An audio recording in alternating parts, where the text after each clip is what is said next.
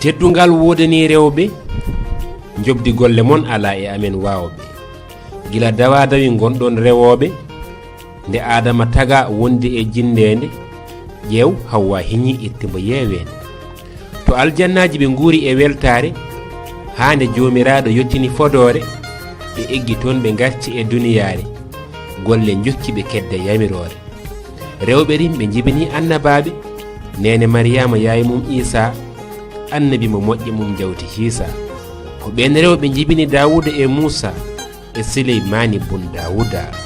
nene Aminata jibini ɓurnaɗo nene Halimata monini cuɓaɗo mbo yiɗi ɓe rewɓe aljanna ko gudditanaɗo debbo ñimbuɗoɓe wona jaafaɗo nene Kadija woni ñembaɗo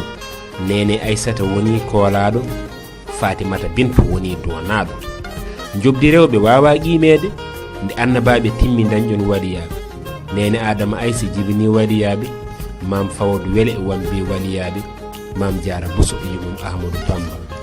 rewɓe golle mon kaldotako ko mbawɗon ko e worɓe endotako ko onon cawata ɓiɗɗo jeenayi lebbi sawtotako e Moussa Lambo keɓaton on goytotako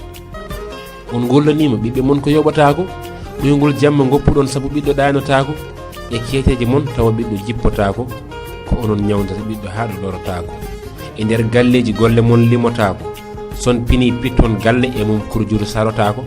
lawƴon guppon jahon jeere nde on gokkotako unon tenoyon jahon gese ɗe musgol mumen haalotako tawton bottari ina fadi on defotako